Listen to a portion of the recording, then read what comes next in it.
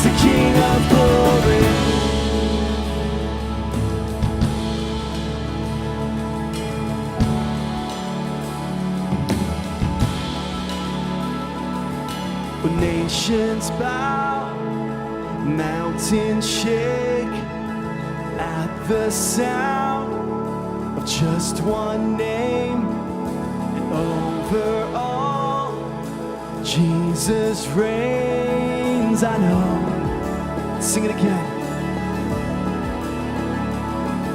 When nations bow, mountains shake at the sound, just one name, and over all, Jesus reigns. I know.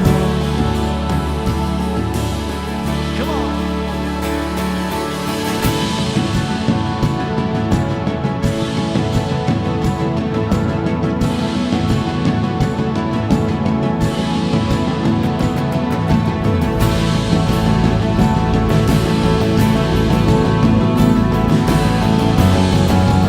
Sing it together. There is a king. Come on. There is a king of glory. There is a God who saves. One who is strong and mighty.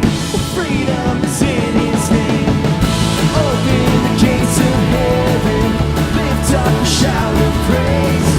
There is a lion roaring. Jesus the King of glory.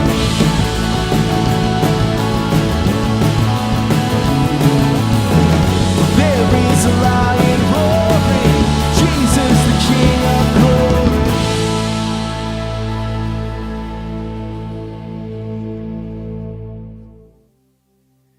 Our call to worship today comes from portions of Psalm 37. Take delight in God, and God will give you your heart's desires. Commit everything you have to God. Trust, and God will help you. Be still in the presence of the Lord and wait patiently. Put your hope in the Lord and find shelter in God.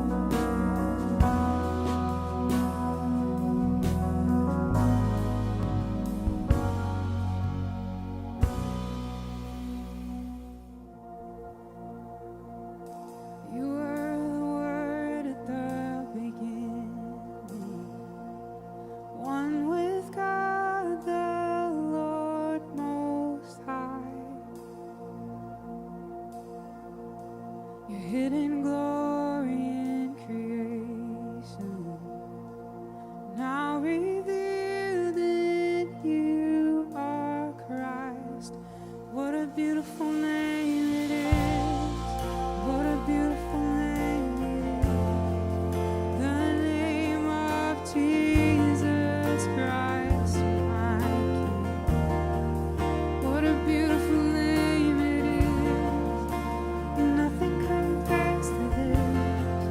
What a beautiful name it is. The name of Jesus.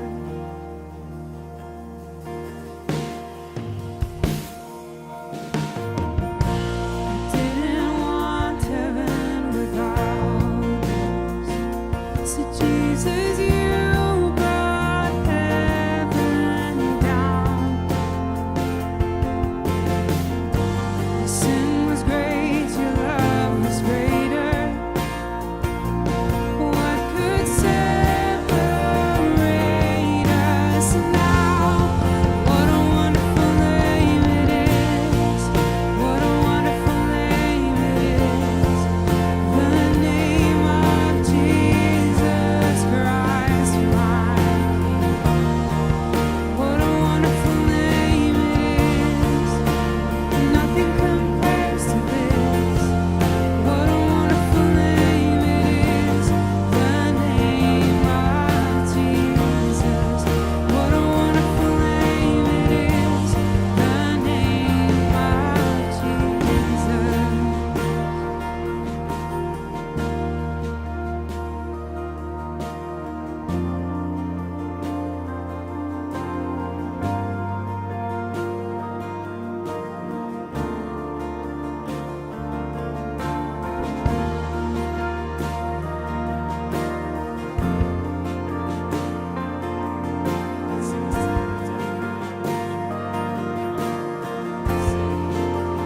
Death could not hold you. The veil tore before you. You silenced the boast of sin and grave. The heavens are roaring, the praise of your glory. For you are raised to life again. You have no rival. You have no equal. Now and forever, God, you reign. Yours is the kingdom. Yours is the glory. Yours is the name above all names. What a powerful name it is. What a powerful name it is. The name of Jesus Christ, my King. What a powerful name it is. Nothing can stand against. What a powerful name it is. The name of Jesus.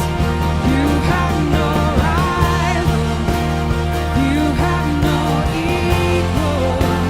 Now and forever, God, you reign. Yours is the kingdom. Yours is the glory. Yours is the name above all names. What a powerful name it is. What a powerful name it is. The name of Jesus Christ, my King. What a powerful name it is. Nothing can stand against. What a powerful name it is. The name of Jesus. What a powerful name it is. The name of Jesus. What a powerful name it is. The name of Jesus. As part of our liturgy today, I invite you into a moment of reflective prayer. One of the things that the mothers and fathers of our tradition remind us of is how our practices of prayer have this capacity to be ongoing, taking root in all the working, playing, and resting that we do. But they also model for us prayer as a practice of interruption, where we learn to refocus and recover ourselves in the middle of what we do. Which is why I want to offer a prayer in 3 progressions, and at the end of each will be a couple of questions offered as interruption, calling us to be present to God and to all that might be going on around us. So, from wherever you are, join me now. Let us pray. Loving God, Creator, friend, and inspiration always. Today we approach this moment with our hearts. Some of us with warmth and awareness, some of us may be a little heavy and a little unsure of how to feel our way forward as we pray. And from wherever we are, we ask, where do I sense the divine at work in me? How could I be more present to the ways that I'm stretching towards hope, and love, and trust? Today we approach this prayer with our minds. We acknowledge that we sometimes see things clearly, while at others we're maybe a little less sure of what's happening. We know that we long for truthful thoughts. We also know that sometimes we return to unhealthy and toxic ones.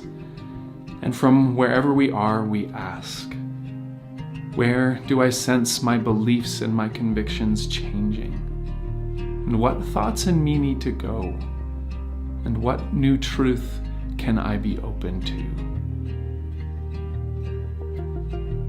Today, we come to this prayer with our bodies, and we confess that sometimes our prayers are weak because we don't stop moving. And we admit that sometimes our prayers are weak because we don't see our work and our effort as prayer.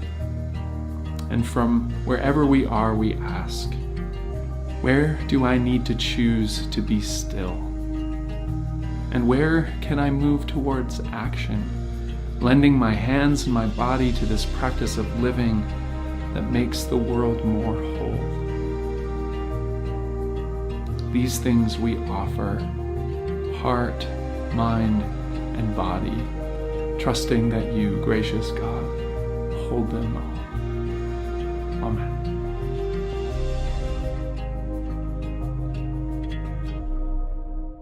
So a couple weeks ago, we let you know about the changes that were happening in Jeannie's life as she moves towards retirement. We are so grateful for all the work that she has put into Commons over the last 5 years, the work she continues to put into Commons in this next season, and how she will transition into part of our community in all the ways that she will continue to be part of our story going forward. But as she transitions out of her staff role at Commons, we, of course, need to fill that position. We need someone who can continue to shape our children, to shape ministry that's happening with families, take us into the next stage of how that continues to grow and evolve here at Commons. And we began a process this January of looking across the country at different candidates, people with different backgrounds that could come and add new perspective and voice into our ministries here at Commons. And in the end, what we came to was a voice that was here within our community. And so I want to introduce you to Ryan Petkow. Some of you will of course know her because she has been on staff here at Commons before, but I want to give her a chance to speak to you in her own voice about what it is that she brings to the table, how excited she is about joining our staff, and what this is going to look like in this immediate season, and as we move forward to the new exciting stages as we gather in person again at some point down the road. So I have Ryan here. I wanted to invite her into this call, give you a chance to see her and have her speak in her own words a little bit. But Ryan, can you tell us a little bit about your experience of Commons? You're actually not new to our community. A lot of the families will know you already, but what's your story with Commons? I've been attending Commons since Commons started, basically. In 2018, I joined the kids team here. So I've been doing that for a couple years now. I live with my husband, Evan, and my daughter, Murphy, who will be 1 in June, and our dog, Lou. And you have experience working in kids ministry, but also leaning towards your education. You started your master's. That's something you're continuing now. What is that about? What's important for you to study, and what are you excited about? So I'm enrolled at Ambrose in the seminary, and I am taking a Master of Arts in Leadership and Ministry. And I thought that was a really great program for me to take because there is a lot of leadership involved in running a kids ministry with so many volunteers who serve on our team. So I really, really wanted to learn more about how to better serve our volunteers in our community. Now, one of the interesting things about your family is the experience that you have with accessibility and what that looks like in the church. Can you share a little bit about that, some of your passion and what you bring to the table in terms of expanding accessibility in our kids' programs and the ways that we understand diverse families that are part of our community? Yeah, accessibility is something that is really, really important to me. Not only do we have someone in our family who has a disability, but I have worked in the disability community for a number of years here in the city, mostly with kids. And I guess the one thing I've learned is accessibility doesn't start with a building. It starts with an openness to accepting people with different abilities. And I think that there are some opportunities to incorporate some different educational styles into what we do at Commons in the kids area and with the Commons Kids space. So I'm really excited to dig more into that. So what are some of the most important things about you for people to understand, for those families who haven't met you yet, for those who are continuing to get to know you and excited about this opportunity?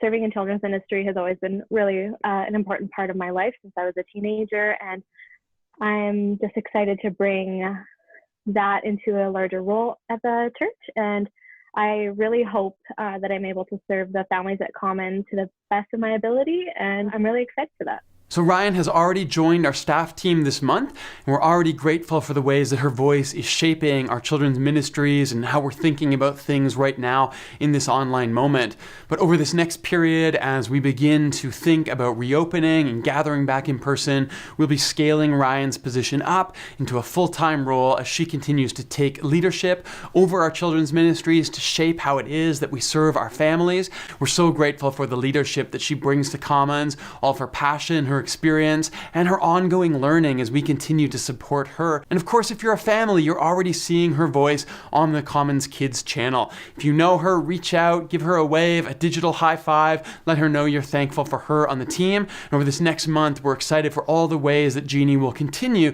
to prepare her for the role that she has ahead of her. We're so grateful for her voice and everything that she brings to our team at Commons. And we know that all of our families will benefit from her voice in the years to come. Hey everyone, Scott here, and again, thanks for joining us today.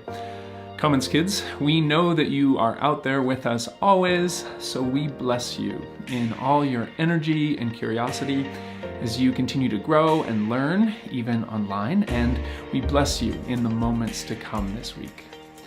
Now, just a quick reminder that there continues to be a lot of ways that you can connect with us during the week, and so we invite you to follow us on social media to take advantage of how we continue to be together as Commons. And if you are interested in online events or our Zoom groups, check out commons.life to find out more. Again, today, we express our thanks for the ways that you continue to support Commons during this turbulent time. And your gifts and generosity to us mean so much. And if you are interested in partnering with us financially, we invite you to visit commons.church/donate, or you can text your donation to 84321 anytime. We trust that God continues to provide for and be near to you all. And with that, we're moving right into the message today. So grab your journal, your coffee, and join us as we jump into a new series called How to Be Angry. May you find something meaningful in our teaching today.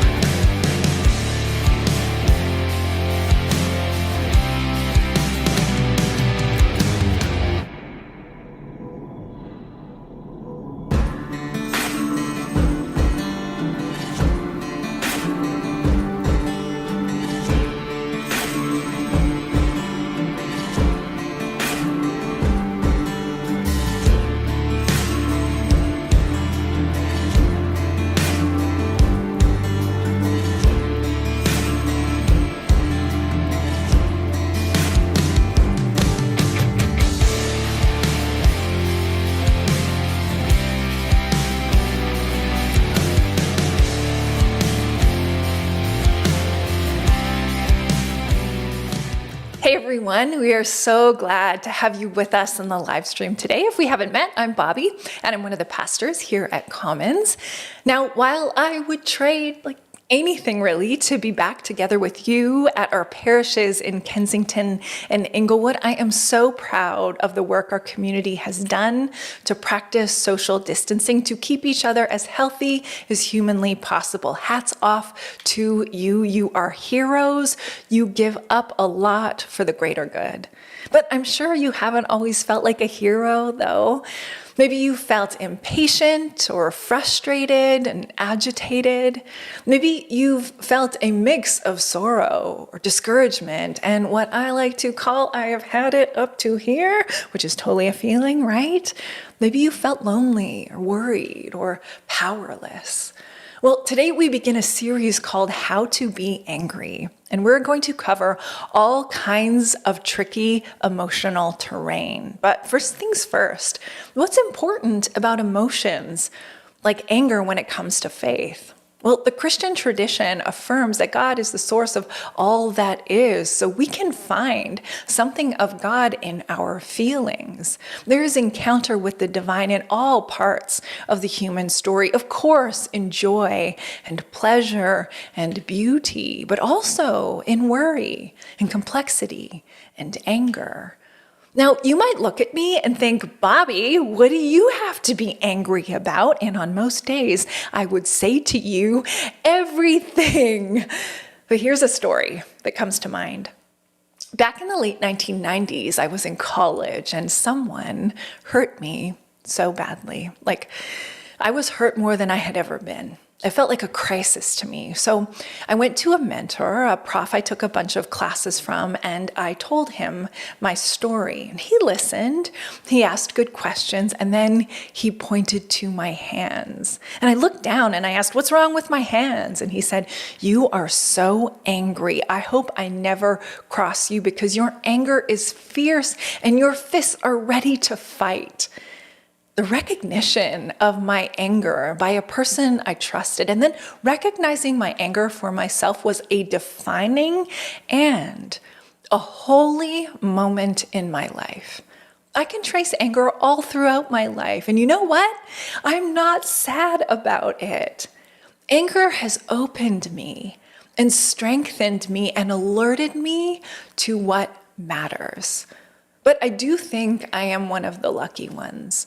For some, anger has had a much more damaging effect. Maybe anger even feels like it cuts you off from God. Well, the text that we turn to in the series is Daniel in the Old Testament. And it's probably been a while since you cracked open the book of Daniel, if ever, but I'm into that. I love to dust off a text that's been missing from the conversation for a while. Ask it, hey, you so quiet over there, what do you have to say about God? Now, there are some really unique things about Daniel. In the Hebrew Bible, it's part of the writings, but in the Christian canon, Daniel is a prophet. Wait, there's more.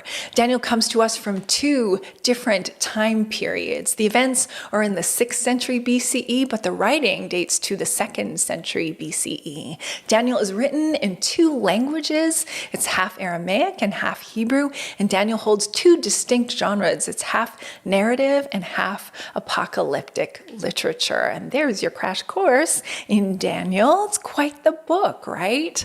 And I'd argue the book's complexity is a perfect dialogue partner with the complexity of human anger.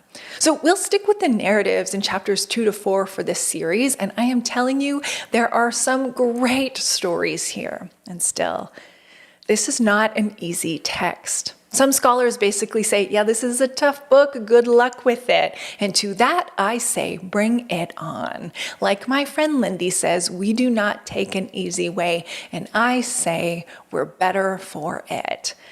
Today we're talking about how to be angry at God, and we'll explore bad dreams, anger and fury, wait, who are you mad at, and new interpretations. And that's your outline. But first, please join me in prayer. Let us pray. Loving God, source of all that is, and near to each one of us, we pause for a moment to check in with ourselves. Maybe we feel grateful today, having joined the live stream and heard the prayers and sung the songs. We feel a little more grounded and in touch with our faith. But maybe some of us are agitated today. We feel impatient and we're struggling to get what we need in these strange days. We wonder how you are at work, God, in all things, a global pandemic, ongoing social distancing, economic uncertainty. Wherever we are, whatever we're feeling, we trust that you can meet us. And for small moments of beauty and generosity and presence, we are so grateful. Amen. So in Daniel chapter 1, we read the story of Jerusalem's fall to the Babylonians, but don't just let those words pass you by. While this is not a high time of faithfulness in the history of God's people, the fall of Jerusalem is ruthless. Jerusalem came under siege in January of 587 BCE. The people of the city held their ground for 18 months until the summer of 586. And finally, severe hunger brought the city to its knees. And the king in Jerusalem at the time is Zedekiah, and Zedekiah tries to escape the siege by making a run for it, but he is captured, forced to watch his son's executions, and then they put out his eyes, bound him with bronze shackles, and took him to Babylon. Direct Bible quote. In addition, 2 Kings says the king of Babylon set fire to the temple of the Lord, set fire to the royal palace, and set fire to all the homes in Jerusalem. So Judah went into captivity away from her land. Also, Bible quote.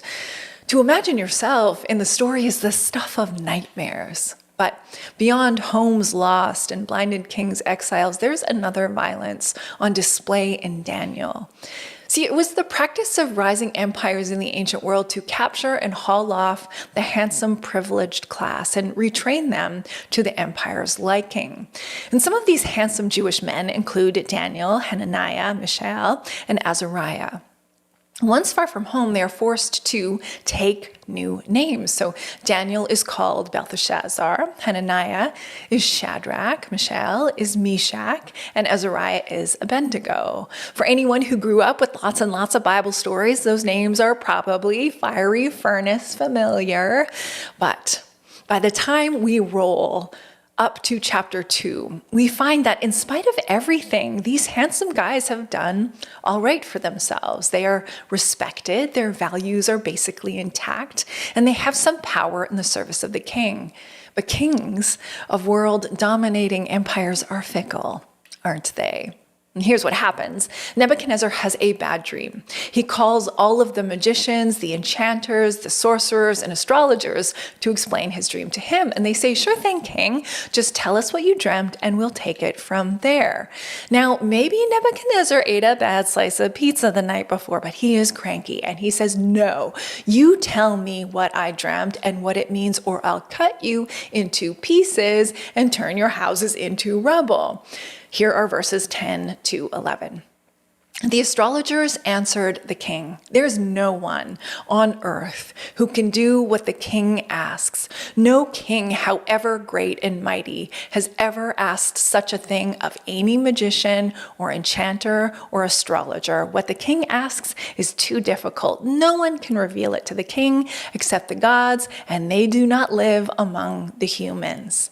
Now, before you know it, all of the details of the dream, before you know any of the details of the dream, you feel the tension of the story. The tension has something to teach the reader. And that's my first point about anger. Anger's tension holds information that you need. Even when you don't know, the details of what makes you so mad, or why something so small makes you furious, or what reason you have for blowing up at someone who just asked a simple question. The tensions of bad dreams or sudden outbursts or surprising tears when you are angry, the tensions are information that you need to interpret to gain understanding in your life. As Brad Lewis said in our anger podcast episode on Commons Between Sundays a couple of weeks ago, anger is there to alert you that something is wrong. We could say that anger can serve as a moral guide, like something has offended your values, your sense of fairness, your independence. Something has gone so wrong. So yes, we need anger. But of course, anger can also be disruptive. So after the astrologers and magicians say, sorry, we can't interpret a dream we don't know, we read, this made the king so angry and furious that he ordered the execution of all the wise men of Babylon. So the decree was issued to put the wise men to death, and men were sent to look for Daniel and his friends to put them to death. Now, we are definitely going to talk about the consequences of rage next week. It is going to be lit. And yes, that's my fiery furnace pun. The truth is that anger can sometimes lead to vindictive, abusive, and deadly behavior. It's not okay that the king loses it on the innocent in the scene and still. Anger is a sacred part of the story. It's written in to play a part. And even here, in the character of Nebuchadnezzar, it's artful. You see, the character of Nebuchadnezzar is a composite of an actual king by that name, a different king by the name of Nabonidus, and the fascination with Babylon as a world power. And the writer of Daniel looks back hundreds of years and borrows these snippets of literature handed down all to grapple with this horrible time of exile in their history, a time that made the Jewish people ask big questions about their identity, like where was God when all this violence went down?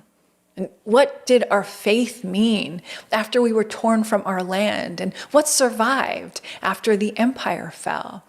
So the anger of this king has something to show God's people. Sure, they were angry too. But where Nebuchadnezzar's anger is cold-blooded fury, their anger could be grace. So we see this quiet juxtaposition. The king's commander arrives to kill the wise men of Babylon, but we're told that Daniel speaks to him with wisdom and tact. Daniel asks why the harsh decree, and he receives an explanation, and then Daniel asks for more time. He is sure that he can interpret the dream. And verses 17 to 19 say, then Daniel returned to his house and explained the matter to his friends Hananiah, Mishael, and Azariah. And he urged them to plead for mercy from the God of heaven concerning this mystery, so that he and his friends might not be executed with the rest of the wise men of Babylon. And during the night, the mystery was revealed to Daniel in a vision. And then Daniel praised the God of heaven. So Daniel doesn't yell, Daniel doesn't fight, he takes his time. He turns to his friends, he goes to bed early. But that doesn't mean Daniel isn't angry. Daniel sleeps in a bed he's forced to lie in. He wears the clothes his enemies have put on his body. And when the people of Babylon speak to him, they don't even say his real name. So you think Daniel isn't angry? I think he is. It might not come across the way that we expect to see anger with screaming and yelling, but there is an awareness of injustice that is woven through Daniel's words. Sure, Daniel's people have made their mistakes, and this weeping prophet by the name of Jeremiah warned them that this could happen, but that didn't make it hurt any less. Daniel and his people, crushed by another empire, are angry too. They're angry at power, angry at exile, but also angry at themselves for not listening to a prophet and letting it all come to this. There are all kinds of ways to be angry. And for some of us, we have the power of Nebuchadnezzar to flail and rage. And some of us get flustered and we break down in tears. Some of us yell and raise our voices. Some of us get quiet and retreat into ourselves. Some of us swear a blue streak and then it is over. Some of us stop our anger before it's metabolized, making sure that we don't upset anyone or feel upset ourselves. Nonviolent communication expert Oren J. Sofer makes this claim about our right to feel what we feel. He says, all emotions are okay to feel. It's how we respond, what we do with them that matters. When we aren't aware of our emotions or when we become flooded and allow them to take over, they can cause harm.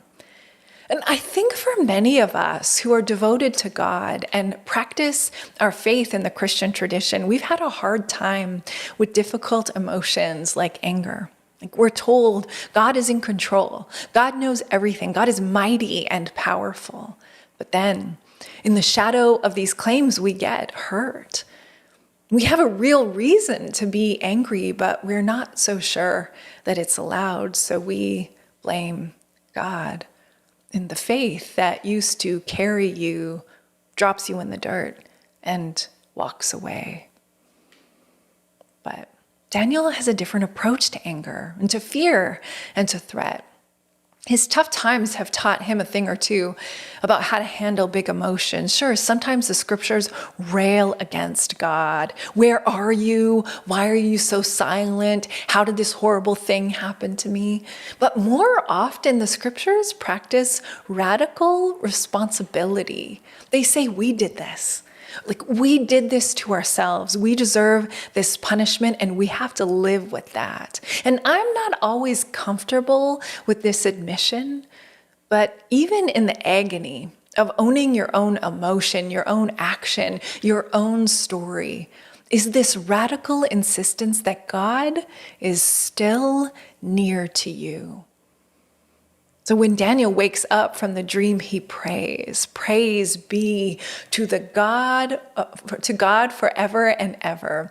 Wisdom and power are God's. God changes times and seasons. God deposes kings and raises up others. God gives wisdom to the wise and knowledge to the discerning. God reveals deep and hidden things.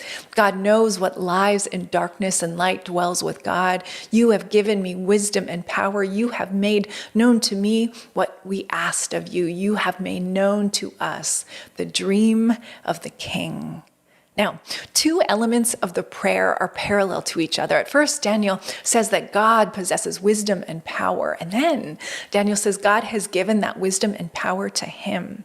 The truth of the matter is that the same world that allows for horror and harm is the same world where you can be healed and restored. Wisdom and power above, wisdom and power below. But here's the thing. If you can't get over being mad at God, maybe God isn't who you think God is. And it's time for a new interpretation. Okay, super quick here. Daniel goes to the king. He says, no one can interpret a dream like you want them to, but there is a God who reveals mysteries. And the dream goes like this. There's this enormous, dazzling statue, and the head is made of gold, the chest and arms of silver, the belly and thighs are bronze, the legs are iron, and the feet are iron and baked clay. And the metaphor is that empires will collapse upon themselves. And verse 34 and 35 tell us that what happens next in the dream. Daniel says to Nebuchadnezzar, while you were watching, a rock was cut out, but not by human hands, and it struck the statue on its feet of iron and clay and smashed them all. And a great wind swept away the rubble without a trace. But the rock that struck the statue became a huge mountain and filled the whole earth. And upon hearing the interpretation, King Nebuchadnezzar falls down flat before Daniel, and then the king raises Daniel and his friends to a high position in the court. Now, when you look through the imagery of the dream, you have to wonder why Nebuchadnezzar finds the interpretation pleasing. I mean, he doesn't exactly exactly win here. He's toppled and replaced. But the point of the dream isn't to tell you the historical facts. The point of the dream is to tell you about God. God throws stones and then replaces what is crumbled with a holy mountain. God throws stones at injustice. God throws stones at power that abuses. God throws stones at everything we do that harms another human being or damages God's incredible creation. To be made in the image of God is to be capable of throwing stones too. Stones that topple wrongdoing, stones that demand fair treatment and equality, stones that smash everything that harms you and those you love. A new interpretation of anger says it's a holy force, and you can be with God when you feel it. Anger is a gift in God's world, not a reason to be mad at God. You are free to feel angry. In fact, you must. How else will you know what is wrong? Now, you might be wondering, Bobby, what does this even look like? Anger is an emotion where I encounter God? Well, you're in luck because I have a little example, a story I'm calling A Benediction of Anger.